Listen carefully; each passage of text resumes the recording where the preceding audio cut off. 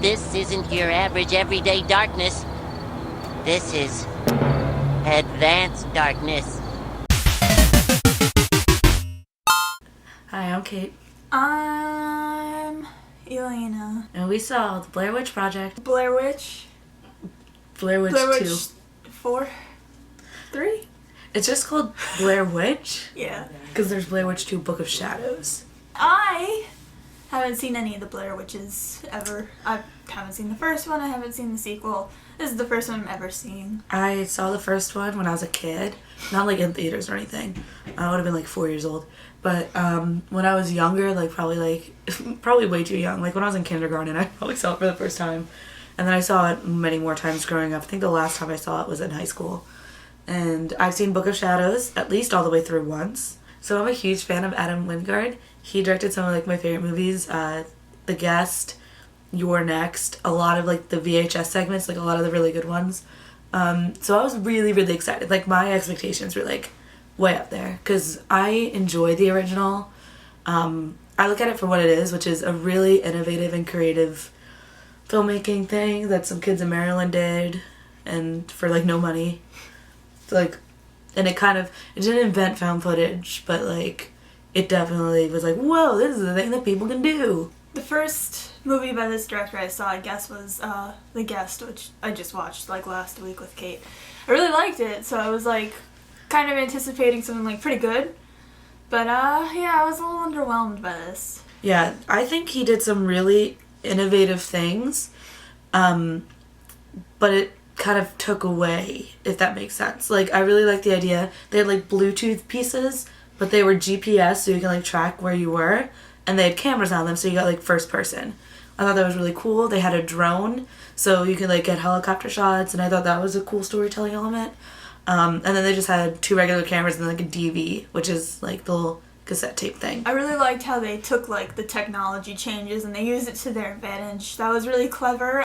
There wasn't like too many things that I didn't think fit in. Like the Bluetooth thing was like kind of pushing it a little bit. Yeah. But it was like believable. Yeah, it was believable that they had these drones, but my thing is it kind of like, the thing about the first one that made it so like, aside from the whole like, is it real, was the fact that it was like, oh, I could have done this. Even if you didn't go to film school, even if you didn't have like a whole lot, I mean, filmmaking then was more expensive, but like, even if you didn't have like thousands of dollars to spend on a drone, you could still be like, you know, I could take some of my friends in the woods and we could make a movie. This didn't have that feel. This felt very polished. Yeah, like the girl in the video, in the movie, the one that was using all the equipment, she was all very technical. She knew like everything had to be charged. She was very skilled with it. Yeah, and the main girl in the original, they're also like trying to make a documentary. They're film students similar to this. But there is just this like a different kind of relatability, which I feel like this didn't have. It was too polished. Like the edits, they had different cameras that they had cut between. And they had the locals camera, the main girl's camera, and then 3 headset cameras, the drone, and then they had a static camera set up to watch the campsite. So that's 6 different cameras you're cutting between at any given time. Whereas the original, they had 2 that they would cut between. One in black and white and one in color. And I feel like that was just a lot. Yeah. It was easier to follow, I feel like. Sometimes like the cameras would cut and you wouldn't know whose point of view it was. Mm-hmm. You wouldn't know what camera was filming what. So yeah, it did get a little confusing. But like on the bright side to that, there wasn't as much like shaking camera, which I was really worried about because I get really bad motion sickness. And they didn't really cut to that until like the very end. That's when I was like, oh, okay, this is a little nauseating. But yeah, other than that, everything did look pretty smooth. Yeah, I mean, obviously when they're running in the woods with flashlights like shining everywhere, it's not gonna be like crystal clear. But like it wasn't as bad as like shaky. Which again, like it's better because you're not gonna get motion sick, but it feels less authentic and real, which is what was so captivating about the first one. Yeah. A lot of the times when they cut between the cameras, it was like a glitch effect, which a lot of times was a jump scare, I feel like. Yeah. Because it would be quiet and then it would cut. Yeah. And it'd be loud. You're like, that wasn't scary. Yeah, that was a little bit overdone, I thought. I feel like because sometimes when it glitched out, you would see footage from other parts. I think in some of them there were like Easter eggs. So I'm not going to go back and re-see it. I'm not going to sit through the movie again. Not that I didn't like it, but I'm not going to watch the whole movie again. I'm going to wait till it comes out on DVD or So you have someone on YouTube who was like, 9 hidden Yeah. Easter eggs. Yeah, because it's definitely one of those movies where you have to watch more than once to, like, catch everything, but, like, didn't hold my attention enough for me to want to do that. Yeah, so I feel like we're getting into narrative now. Yeah, okay. It was very loosely connected. The secondary character kind of protagonist of this was the brother of Heather, the main girl in the original. So that's kind of their connection. They go to the woods, the same Burkittville, Maryland, except they didn't film it in Maryland, which I'm a little peeved about. I went to school in Maryland. Anyway, they didn't film it in Maryland, they filmed it in Vancouver. But they go back there. They have a local, his girlfriend, and then these 4 college students going to the woods, or film students or something, to film and find the house that his sister went missing in, because they never found her. So this is like an alternate reality where, like, the Blair Witch Project came out and was a film, but it was real. So this world. Okay, to start off, the characters I thought were interesting enough. I didn't really have a problem with any of them. I didn't really like the 2 locals. They kind of felt like a little unneeded, like they were just like plot devices to move it forward. Which I understand, you're gonna need that character, but like they didn't really...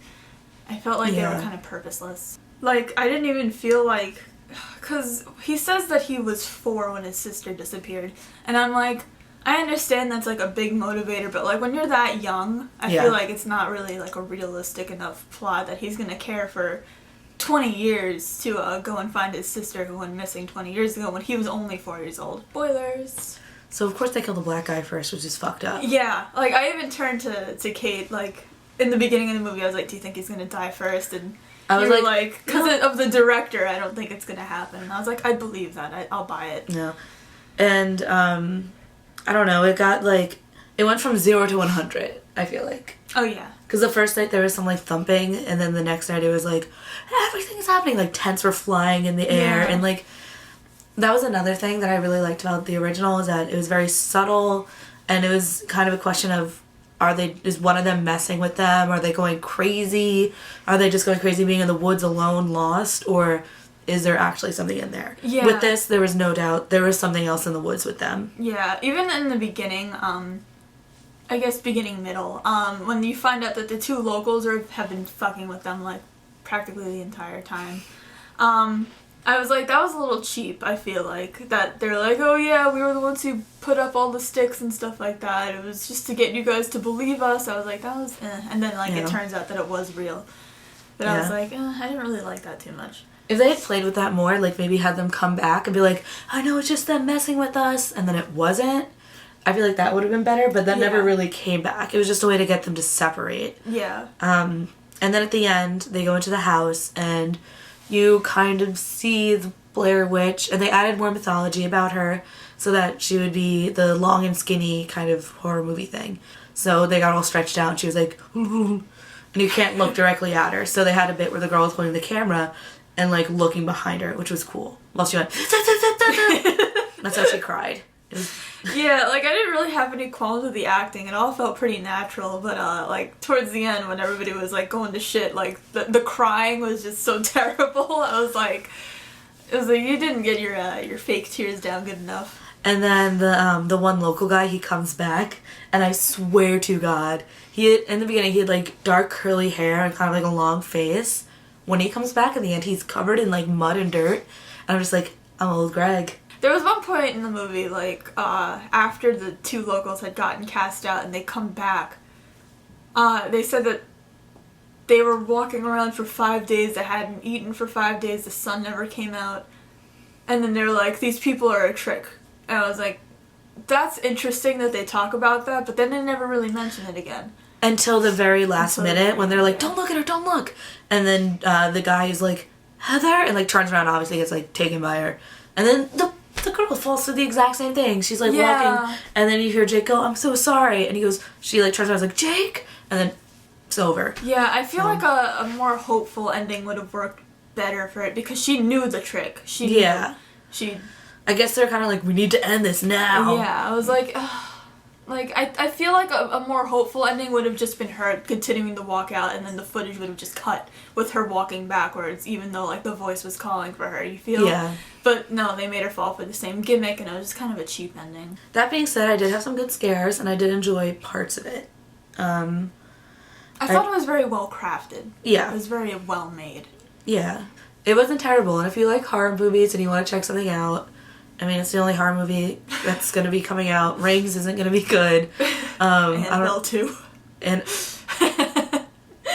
Luigi, Origin of Horror, like, whatever. So, see it, support a good filmmaker. Hopefully you can make something better after this. Yeah, because, like I said, I really like The Guest. Ratings. I was going in expecting, like, a 9 out of 10.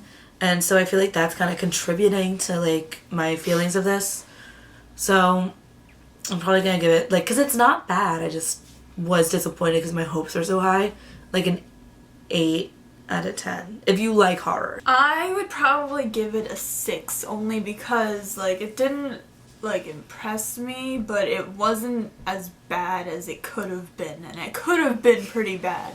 Yeah. So I would give it a 6 because it did a good job, I Yeah. think. It set out to be, like, a spiritual successor of the Blair Witch Project, and even though I hadn't fucking seen it, I, like, understood. Yeah. And I liked it. They kind of explained and they have footage from the first one. Oh, the coolest part. That at the beginning, it's like they see footage and they're like, that's Heather, we have to go find her. And then the end, it's the same footage that they found that was playing at the beginning. Oh, yeah. Because you see, like, a split section of the girl's reflection in the mirror. Yeah, I did. And the guy's like, notice that's that. Heather. And at the end, it happens again. You're like, oh. So did the Blair Witch, like, call them there? Yeah. Like, because the guy at the end, he was, like, acting through the Blair Witch. And he's the one that brought them there. Mm-hmm. Or so was it him that, like, was working with her the whole time? Or was it just, like, she can manipulate time and space now? Yeah. I don't know. So that's cool. I really enjoyed that. That's part of the Yeah. reason why. Because there are some really creative and interesting things. Yeah. So, yeah, sorry we've been gone. Our editor is, I have crippling depression.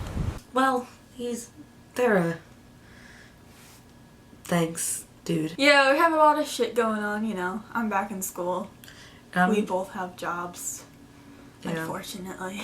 Well, how about, like, everyone that watches this, tell all of their friends to subscribe to us.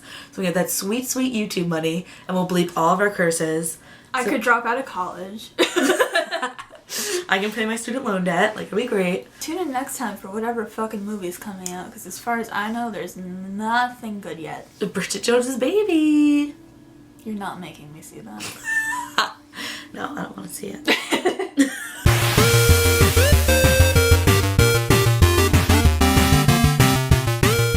Subscribe.